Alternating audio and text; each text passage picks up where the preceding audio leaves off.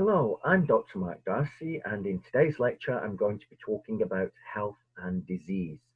In previous lectures, I've discussed viruses, bacteria, viroids, and prions, but this will be more general.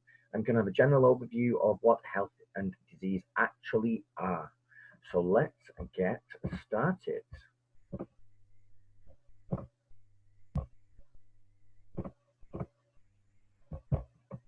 Okay, so health and disease. First of all, what is health?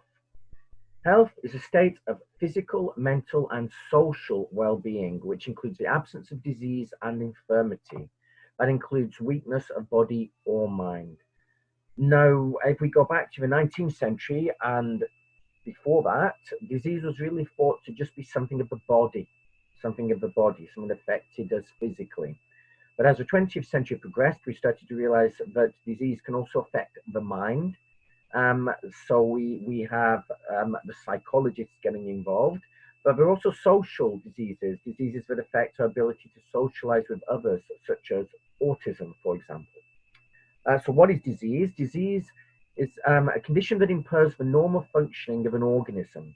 Disease is a malfunction of body or mind which causes symptoms that could be mental, physical, or social. Sorry, my face seems to be covering part of this image, but I can tell you what it says.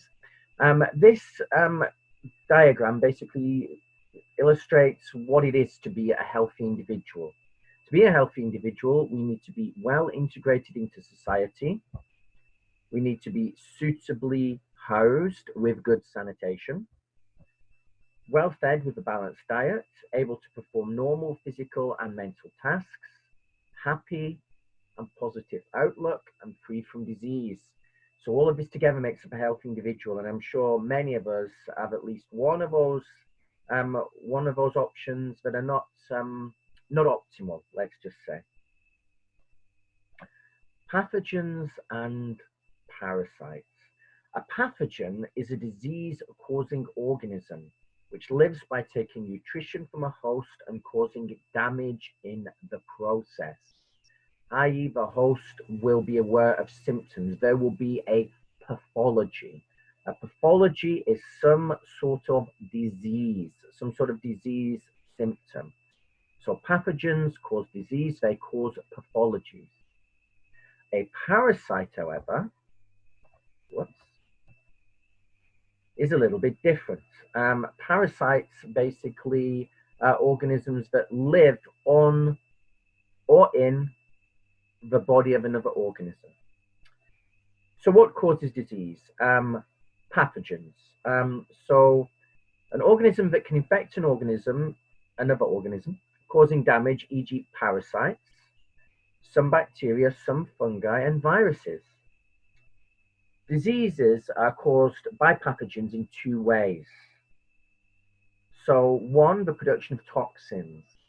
So some diseases, some invasive organisms, some bacteria may infect an individual, but they don't spread through that individual. They don't physically eat the individual's tissues and destroy bodily structures. But in surviving in an individual, they may release toxins, chemicals which cause another reaction in the body.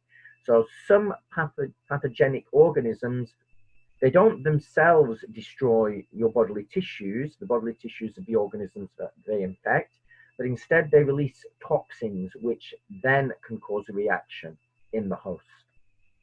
So many bacteria release toxins, harmful molecules into the body. For example, the bacterium that causes tetanus produces a toxin that blocks the function of some nerve cells, causing muscle spasms and death if not treated.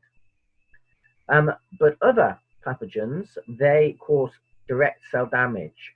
So pathogens can damage hosts by rupturing them to release the nutrients inside them. So they can literally destroy the host cells and tissues in order to get nutrition.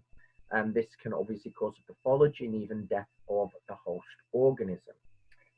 So breaking down nutrients inside the cells for their own use, which can kill the cells, or they can replicate inside the cells and burst them Many viruses do that. They replicate inside a host cell, and then they cause the cell to burst.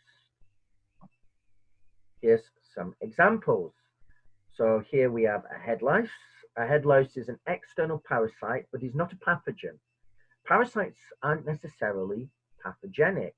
The head lice will live on the head, and it will suck blood from the host, but doesn't cause disease, doesn't cause death. It doesn't take enough blood to do that. So it is an external parasite on the surface of the body, but it's not a pathogen because it isn't causing disease. Then we have a tapeworm. A tapeworm is an internal parasite, but not a pathogen. To be honest, that's not strictly true because a tapeworm can cause some pathogenic symptoms. In some cases, it can cause a nausea, stomach problems, but not necessarily lethal. And tapeworms can grow in the host body and be asymptomatic. And tapeworms can grow very, very large. I can't remember if this is correct or not, but I think the longest tapeworm ever found in an individual was something like 9 meters long. These things can grow huge. Commonly, they're contracted by picking up the eggs on meat that has not been cooked properly and that has been infected by tapeworms. It used to be pork. Pork used to be a very easy way to get infected with tapeworms. Not so much now, because in modern Western societies, pigs are kept very clean, let's just say, in terms of, well, not necessarily clean in terms of their environment, but they are tested regularly for infections. This is probably why in books such as the Quran and obviously in the Jewish faith, pork was banned. It was considered a dirty animal. Probably reaction to the risk that one might be infected with parasites if they ate pork. Not so much risk anymore. Then we have norovirus. This is an internal parasite and a pathogen. For anyone who hasn't heard of norovirus, it is sometimes known as winter vomiting disease. It infects many people in the UK most years. Very, very nasty condition. Comes on very suddenly, causes extreme nausea, projectile vomiting, diarrhea. Only lasts for a couple of days, but in that time, a person cannot eat or drink. And it does kind of wear a person out. So that is an internal parasite living in the gut, and it's also a pathogen. It causes disease. The world's most disgusting pictures. Here's a little gallery of some very disgusting parasites that you can contract. There are many, many different kinds of worms, liver flukes, the hookworm, pinworms, all sorts of nasty little conditions, little parasites that can live under your skin, that can live in your liver, that can live in your body. You get a lot of particularly nasty parasites in places like South America and sometimes in sub-Saharan Africa. For example, the bot fly. The bot fly lays its egg in the scalp. The egg hatches out, makes a little home for itself in a little boil under the scalp. The larva will grow and eventually eat its way out through the tissue. Very nasty. Okay, so the diseases can be caused by living organisms, infectious diseases, e.g. tuberculosis, which can infect the lungs. Tuberculosis used to be known as consumption, and in Europe, right up until the end of the 19th century, it was the biggest killer. It would kill you way before you had a chance to get heart disease or cancer or any of the modern diseases that we so fear. Consumption, there were whole hospitals just for tuberculosis sufferers. It was a very debilitating condition, eventually causing lung failure and death. There are age-induced diseases, or at least age-associated diseases. The older you get, the more likely you are to get certain conditions such as cancer and Alzheimer's disease. So age does increase the likelihood of many diseases. Although really it's not age as such that's causing the diseases, it's a wearing out of certain structures, certain cellular processes as you get older, and a consequence can be susceptibility to certain conditions. There are inherited conditions such as cystic fibrosis. If you carry the faulty cystic fibrosis gene and you have a double copy of it, then you can suffer from cystic fibrosis. And cystic fibrosis, again, results in lung damage and lung failure over time. It's an inherited condition. There are many genetically inherited conditions which hopefully, as genetic engineering improves, we'll be able to eliminate from the population. But that's for another one of my lectures. I do talk about that in my lecture on genetic engineering. Then there are environmental diseases. For example, lead in the atmosphere. So for many decades, lead was put into petrol. So it was good for the engine, basically. So petrol came with lead in it. And this caused problems. If you were born next to a busy road, brought up next to a busy road, you were exposed to lead throughout your life. And lead is associated with developmental abnormalities in the brain.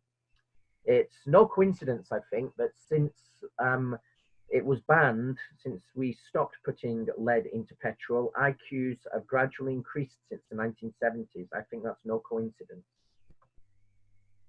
Disease-causing organisms, pathogens. Here are some. Bacteria.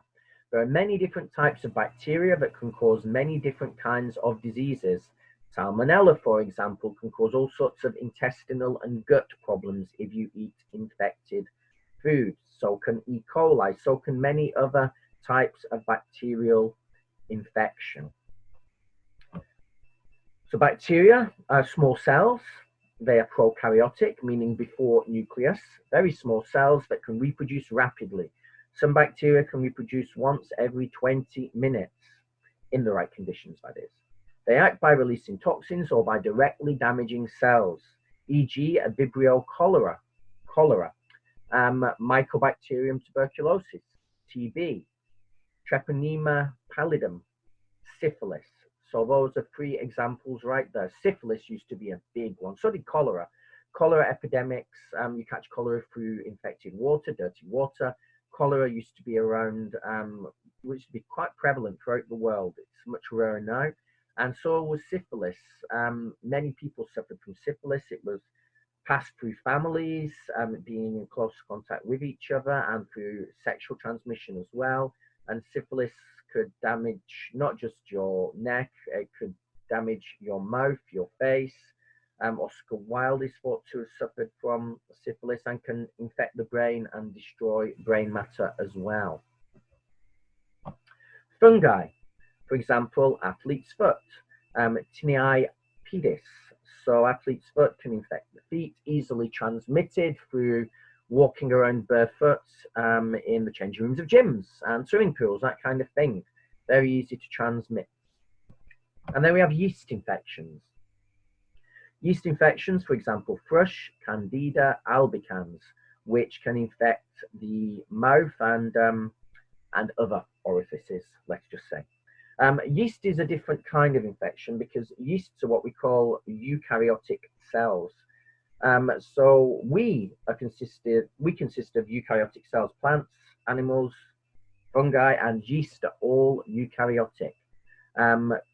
Eukaryotic means true nucleus. We all have a nucleus. Our cells are big.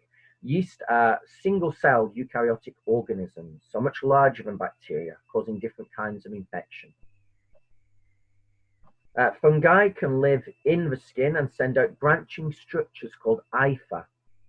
These are reproductive structures which release spores which can cause redness and irritation, e.g. tinea, athlete's foot, and ringworm. So ringworm, not a worm, just a type of fungi. And we can see a few illustrations here.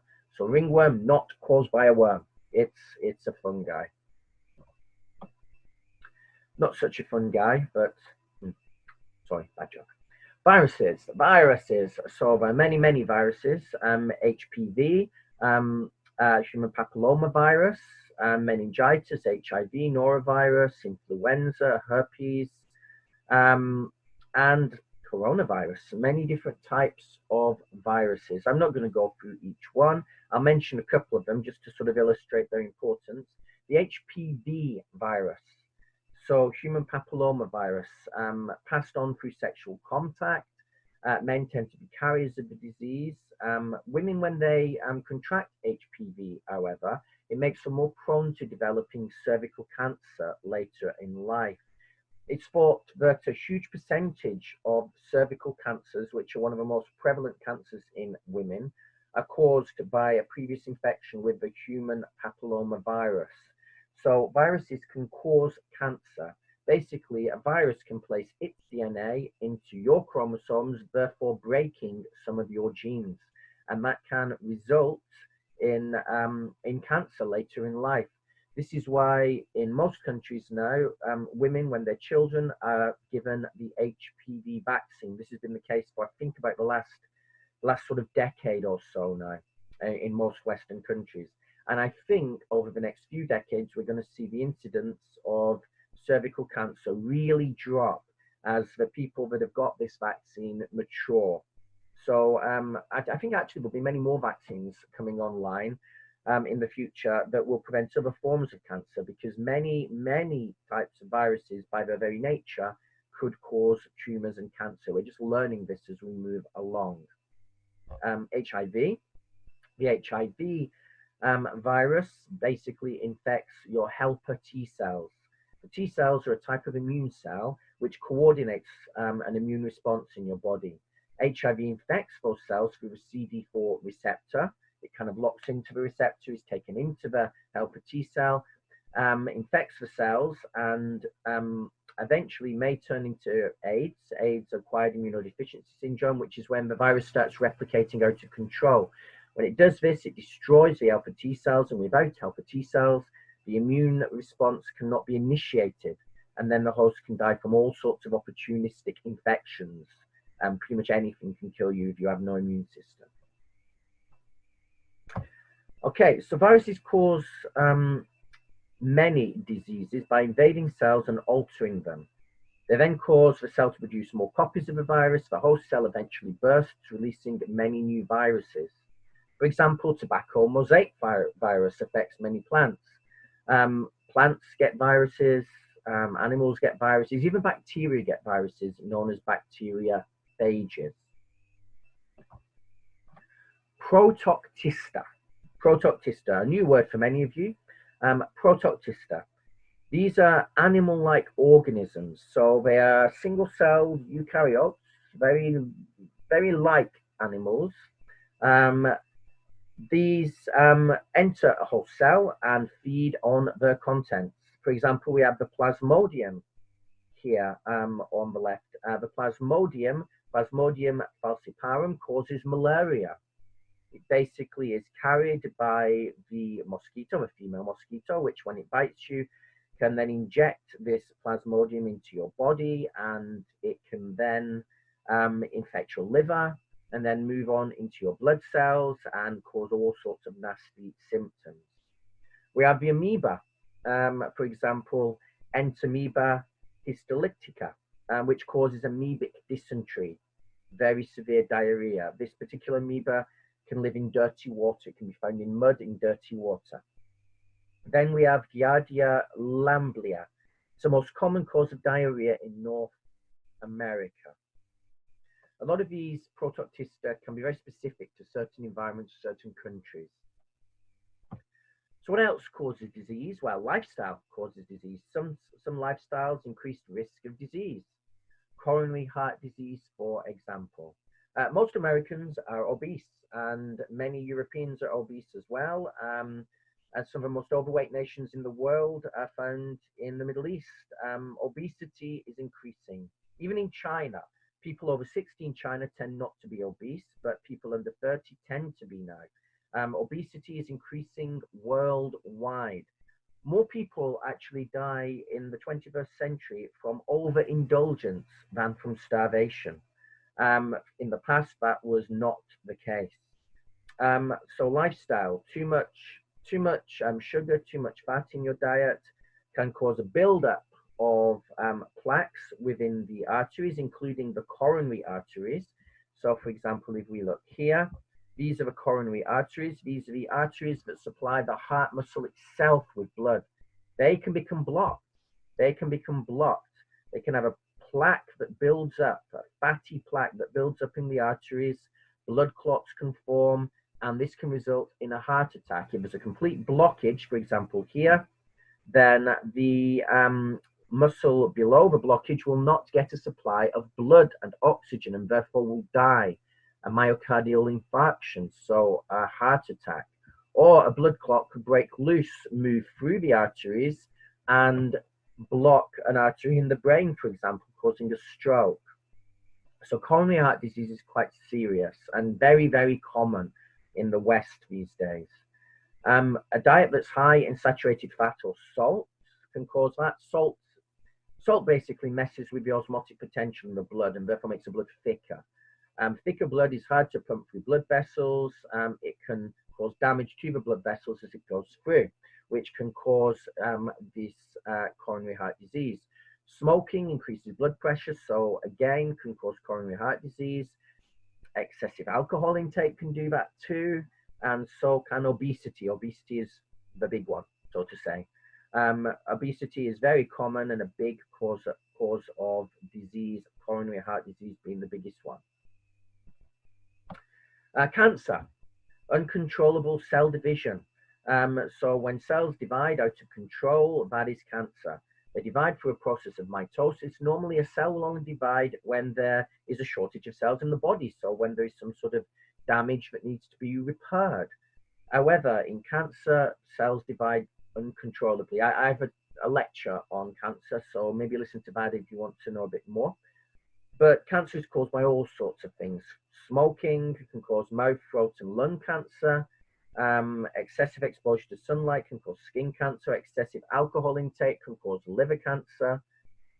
There's all sorts of different lifestyle choices which can increase one's likelihood of developing cancer. Even barbecued food, eating too much barbecued food. If you barbecue food using coals, then the food becomes saturated with little benzene rings, which can get into your cells, get into your DNA, and damage it. So many things can cause cancer. What else causes disease? So genetic defects, genetic abnormalities account for many diseases. We inherit faulty genes. Pretty much all of us carry at least a couple of genes which increase our likelihood of developing certain diseases, whether it be diabetes, cancer, Alzheimer's, etc. We're learning more and more about this as time progresses. And perhaps we'll be able to correct these genetic abnormalities as we learn more about them and as genetic engineering becomes more efficient. Nutritional deficiencies, so shortage of certain vitamins. If you have a shortage of vitamin C, your immune system is unable to function properly. That can cause disease. Many people lack certain vitamins and certain minerals in their diet. We may think we get enough of everything, but so many of us, a huge percentage of us, are walking around in life with a deficiency in some vitamin or some mineral. And we may have symptoms because of that we're unaware of. Maybe you're a little tired all the time and it's because you're deficient in B vitamin or iron and you just didn't know it. Maybe you get headaches. Again, it can be caused by certain deficiencies. Maybe you never seem to recover from infections very quickly. Again, deficiencies in other vitamins, other minerals, from magnesium to vitamin B to vitamin C. It's definitely worth looking up online to find out what vitamins and minerals you should have, and then checking if you get enough of those in your diet, because you may feel a lot better if you do. Environmental factors, e.g. toxic chemicals. For example, in Bangladesh, northern India and Nepal, wells became contaminated with naturally occurring arsenic. This poisoned 450 million people. Long-term arsenic exposure in drinking water causes cancer of the kidneys, lungs, skin, bowels, urinary tract, and skin thickening. So this is probably one of the biggest environmental catastrophes that most people outside of the Indian subcontinent have never heard of. Many people, 450 million people, were poisoned by this arsenic. So yes, environmental toxins, environmental catastrophes can cause all sorts of diseases. So let's talk slightly more about malaria. Malaria is caused by a parasite called Plasmodium, which I'm now covering. I mean, my image seems to be covering the picture here, but you saw the picture earlier on. Go back to that if you want to see another picture. It's a little worm-like structure. Plasmodium is a eukaryotic single-celled organism transmitted by the female Anopheles mosquitoes. Mosquitoes are what we call vectors. They don't cause disease, but spread infection by transferring a parasite from one host to another. Plasmodium infects the liver and red blood cells and disrupts blood supply to vital organs. Malaria kills about 650 million people each year. It's a massive, massive killer. More than 500 million people per year die because of malaria. Malaria is endemic in tropical regions, and it's a recurring disease that can come back and back in waves and waves. I'm not going to go into the details of this, but this is an overview of the life cycle of malaria. Basically, malaria goes from a human that is bitten by a mosquito. The parasite then inhabits the mosquito, where it grows, where it divides, where it enters a reproductive stage, and then the mosquito will bite someone else, who then becomes infected with the parasite. It goes from the liver to the red blood cells, causing damage to the liver, damage to the red blood cells, damage to the body. So here's an overview of that. I won't go through each step of this, but malaria is a big, big killer. There's a lot of projects to try and get rid of malaria. One of them, which is led by a British company, involves genetic engineering mosquitoes that have a very short lifespan and releasing them into the population. The idea is, if a mosquito doesn't live very long, it doesn't have enough time to pick up and develop the malaria plasmodium, therefore it's not as effective. So shortening the lifespan of mosquitoes is one idea, and it might work. It might work. This is being tested in a few countries and with some success, but time will tell. Mosquito nets, however, at the moment are the best way to protect against malaria. So let's go into a few more details. Antimalarial drugs, drugs that kill the parasite that causes malaria. However, the drugs are not as effective because the parasites have built up a resistance to them. That's a problem. If you challenge a particular parasite with a particular drug over a prolonged period of time, evolution kicks in, and therefore resistance can develop. We've seen this with bacteria, with antibiotic resistance in certain bacteria. Many bacteria are now resistant to most of the common antibiotics, such as penicillin, because we've been presenting bacteria with penicillin for so long, they've evolved an immunity. Clothing covering the body means less likely to be bitten. Mosquito nets, pretty much the best protection. A bulldozer, one way of ridding a community of malaria is to destroy the entire area and rebuild it somewhere else. Insecticides to kill the mosquitoes, these have had mixed results, as the mosquitoes can become resistant to the chemicals used. Best way of eradicating malaria is to set fire to all the vegetation in the area. Obviously not great for the environment though. A pump for draining the stagnant water, because basically the mosquitoes need still water in order to breed. And if there's no still water, then no mosquitoes. This actually worked over in Singapore. Quite a few years ago, I think it was about 14, 15 years ago, I was working in Singapore, and there was an outbreak of dengue fever in Singapore and the neighboring country, Malaysia. So there was a dengue fever outbreak in Malaysia and in Singapore. In Malaysia, they couldn't really do much about it because they're a little bit of a poorer country, but Singapore is quite rich, and they basically removed all of the guttering from around the entire nation, getting rid of sites where stagnant water could accumulate and mosquitoes could breed. Mosquito repellent spray, that works too. HIV/AIDS.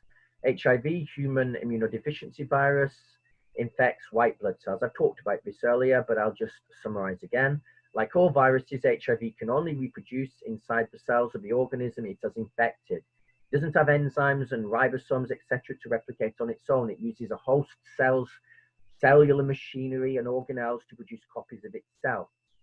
HIV infection can lead to AIDS, acquired immunodeficiency syndrome. With AIDS, the immune system deteriorates and eventually fails due to loss of white blood cells, specifically the helper T cells. Makes the sufferer more vulnerable to other opportunistic infections such as pneumonia, causing the death of the patient. HIV transmitted in three ways: via unprotected sexual intercourse, through infected bodily fluids, e.g. showing needles, blood transfusions. The viruses basically pushes its way into the cell nucleus and inserts its own genetic code into your genetic code, turning it into a virus factory. Each infected cell can bud into 250 virions before it dies, causing a spread of the disease. Some people wonder why we don't have a proper vaccine for HIV yet. Problem is, it's an RNA virus and it mutates very, very regularly. So if you made a vaccine that could attack one strain of HIV, then it might not be able to attack another strain, or sorry, protect against another strain. Tuberculosis, bacterial lung disease, contracted from inhaling infected droplets sprayed when a person coughs or sneezes. You inhale the bacterial particles, they set up home in the lungs. Here's an example of what they look like. They're bacilli, a sort of rod-like bacteria, and they can reside in the lungs for years before they cause an infection, years and years. But when they do cause an infection, they damage lung tissue, and in the past used to cause death. Now we have antibiotics that help to treat the condition, but in the past it was a death sentence, more or less, to contract tuberculosis. I should say, relating to antibiotic resistance, that tuberculosis is making a bit of a comeback. It used to be the biggest killer in the world, but then we invented antibiotics, which destroyed most TB strains. So if someone had TB, you were given the antibiotic, it would go away. But because we've been presenting tuberculosis with various antibiotics for decades and decades now, some strains are becoming immune to most types of antibiotic. There was a case in Washington just a few years ago where a homeless person was admitted to hospital with tuberculosis and was given antibiotics which didn't work. And they tried more and more different types of antibiotic, none of which worked. Till eventually, the only one left to use was vancomycin, one of the strongest antibiotics, and that did work. So this strain of TB was immune to pretty much every other type of antibiotic. And it's a problem with antibiotic resistance. The more we prescribe antibiotics, the more resistant bacteria becomes to them. Cholera, caused by bacteria that produced a toxin inside the body. Toxin causes chloride ion protein channels in the plasma membranes, the cell membranes of small intestinal epithelial cells to open. Chloride ions move into the small intestine, move into the lumen, which is the actual intestine itself, lowering its water potential. Water then moves out of the blood into the small intestine by osmosis. This causes a huge increase in water secretion into the intestine and diarrhea. The body then becomes extremely dehydrated. So basically, the toxin produced by cholera stops the host from being able to maintain the osmotic potential of their body. Salt accumulates in the intestine, that causes water to come out of the body into the intestine and then causes diarrhea. This is the life cycle of cholera. Someone drinks infected water from a river or a lake or whatever. Perhaps someone, perhaps some waste material, some feces ended up in the river upstream. It moved downstream. Someone drank it. They then contracted cholera. It causes a diarrheal response. It grows. It divides in the gut, and then more cholera cells are excreted in the feces, which then gets back into the water table and is drunk by someone else. It's a life cycle of cholera. So basically, dirty water that causes cholera. So sort of to summarize now, disease is a very complex interaction of humanity, pathogens, and the environment. So disease is caused by deficiencies in certain vitamins, certain minerals, certain nutrients, by chemicals in the environment. by viruses, by bacteria, by fungi, by yeast, psychologically, just by trauma. We can have psychological causes of disease. There are many, many ways that disease can be caused. It's a complex interaction of humans, pathogens, and the environment. So thank you very much for that. Thank you very much. That is, thank you very, very much for watching as always. If you'd like to follow me on Twitter, my hashtag is @MarkOfTheD. That's all for now, and I look forward to speaking with you all again very, very soon.